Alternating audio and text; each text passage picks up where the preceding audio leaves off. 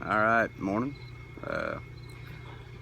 Walking down the track here and looking around, it was pretty flat, a couple little patches of timber, and it kind of reminded me of some other places that I've hunted and been around, and kind of got me thinking about hunting areas.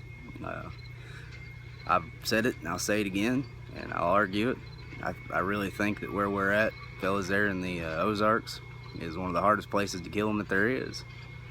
There's not many places that have that many continuous acreage of hardwoods and hills to hide in.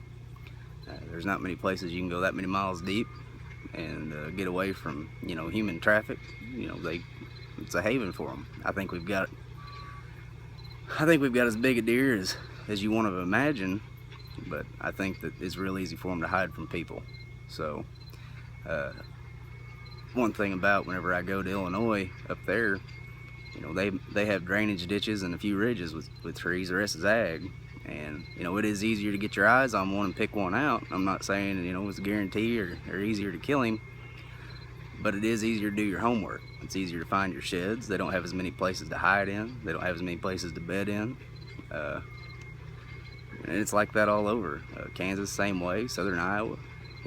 These places grow great deer. They've got all the food they need, all the mineral, good dirt, and I'm not saying it's easier or free pass, but I'm just saying you don't have to go in the woods 3 or 4 miles to get to them. And then when you get in there, it's not a flat, open playing ground. Where we're at, we've got another big strike against us. We've got rolling hills and all these ridges. You may have 3 or 4 points coming together and the wind swirling different off of each one. And if you don't think those older bucks have learned how to test that swirling wind, then you're wrong. They have. They know how to play that wind better than any human, I promise you. If they know, if they've caught you up there before they cross that ridge you're sitting on, they're gonna go test that swirling spot. That's why I'm a firm believer, and it's best just to stay out. It's the best thing you can do for a spot is stay out, stay away. So either way, believe it, don't believe it, whatever. It's just something I've noticed over the years. It's hard to kill them in the timber, especially that deep. But anyway, that's my thoughts for this morning. I'm glad y'all are tuning in, getting a lot of feedback through text messages, and it's been fun. It's close to season. It's all that's on my mind all the time anyway. It's nice to have other people to talk about it and hear other opinions. Don't always assume when someone's asking you questions it's because they don't know either.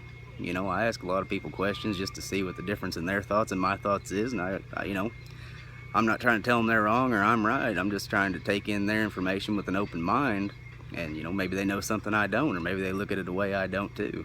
So you're never 100% right, and you're never 100% certain, and you never have learned 100% of it.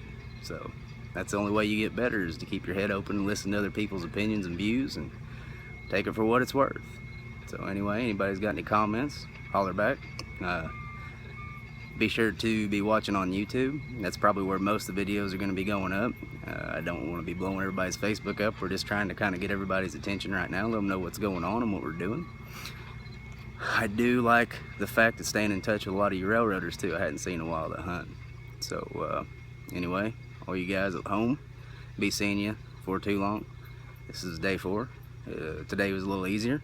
I will throw that out there. I might want to poke Wells in the eye, but I'll get some good sleep tonight. So anyway, y'all, thank you, and we will holler at you later.